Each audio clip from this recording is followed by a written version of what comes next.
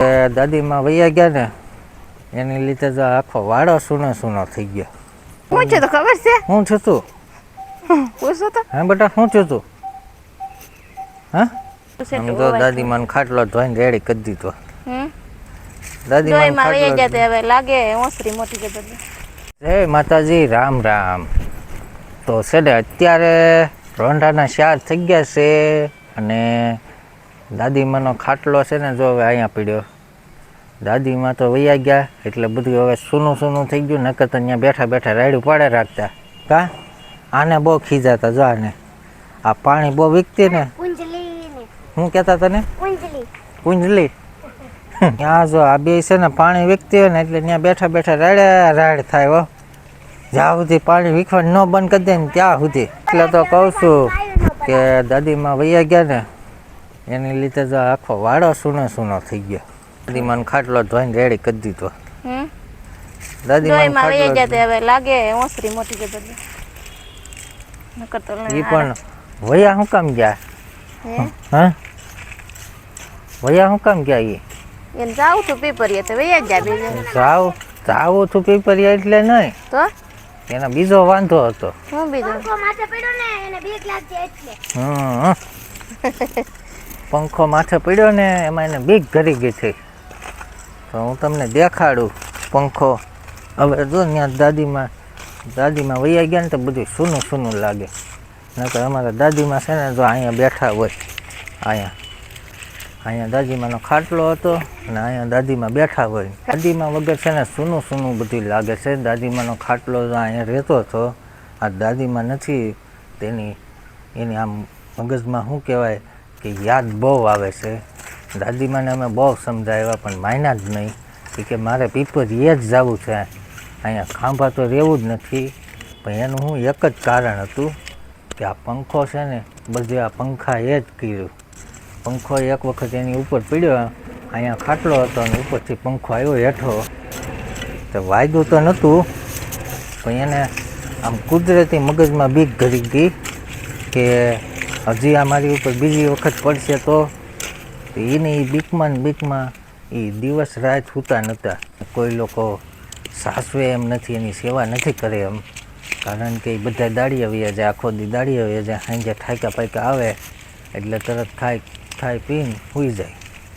તો હવે તો બીજું તો શું કરી, દાદીમાને જાવું છું તો વૈયા ગયા. હવે જો કુંજલબેન ને શું છે તો ખબર છે? હું છું તું? પૂછો તો. હા બેટા હું છું તું? હા હું છે તો હું છું તું એમ તો? હા પાણો માથે પડ્યો? આમ ઉપરથી પડ્યો કે હેઠેથી પડ્યો? આમ જો ગમે ત્યાં વળવાંગડી ટીંગાથી હોય આવડો આવે જરીક પકડાઈ ગયો નગર પગ ને. હા પડ્યું બેલું. એટલે ઊભો કરો એટલે આ બેલું વાયરસ છે ભરખો. એ આની માથે તો સડી છે એટલે સડી નહીં ટીંગાણી હોય એમને ન પડ્યું હોય. પગ રહી ગયો પગ રહી ગયો ને જરીક વાગ્યું તો હશે તોય પણ. હા આઈ જો કાઢ્યું હે પીપરું જો જરીક વાગેલું છે કાંઈ. હા ખૂણો અડી ગયો છે. હો ખૂણો હજી કાલ જો ને હજી કાલ આ નખમાં ઠેબુ આવ્યું છે. જો નખ હજી માણસ ગુજારો હું કાંઈ નહીં હરખું તું જો તો એ તો કેટલા દીની વાત છે. કેટલા દીની કાલે જ આ કાંટા વાગશે લીંબોડીને હાથ ઉસો કેમાં બહુ.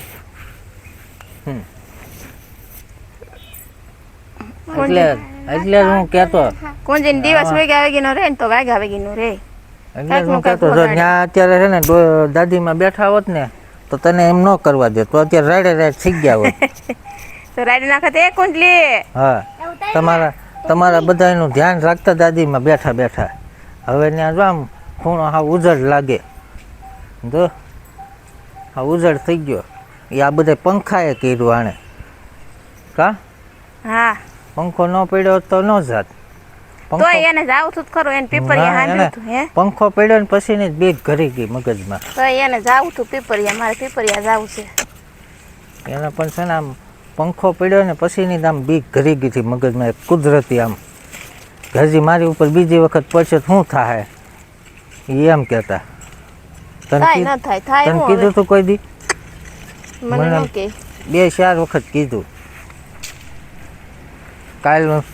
કાલે એને જવાનું હતું ને તો મને કે બજારની પડીઓ લાવી દેજે. લઈ આવ્યા હતા તો છે. કાલે એને બજારની પડીઓ લાવી દીધી, 2-3 વેફર દીધી હતી ખાવા. તો કઈ? એમને એમ- આ વહી આવ્યા હતા ગયા. પથરા હેઠે એમ ને હા પથરા હેઠે વહી આવ્યા હતા એટલે જ બોલાવી લીધા તમે ઓરા. છે. એટલે તો અહીંયા આવો ને તો તમને હું બજારની પડીઓ ને વેફર ને એવું બધું લઈ આવી દઉં. છે. ખાધા એમ. કરશે પીપળીના. એ તો ખાધા જ રાખશે હવે. જ્યાં સુધી સારું લાગશે ત્યાં સુધી રહે. બીક જતી રહે એટલે પાછું ખાંભા સાંભળશે. મેં કીધું હવે ના હતા ખાંભા આવે તો ખરી ગોઠશે ચાલ ગમ રે પછી આવે એને મતલબમાં ઓલો પંખા એ જ બીક ઘરી દીધી. એ ભાઈ એ ભાઈ દાંતવડી આપણે હાથમાં લઈ લે હે હવે આજ ને કાલ 2 દિવસથી તો વરસાદ થાય છે. હવે સારો વરસાદ થઈ જાય તો વાવણી થઈ જાય સારી. વાવણી હું થાય તમે ખેડ નાખ્યું તમારે ઓલા માર્યા શું કે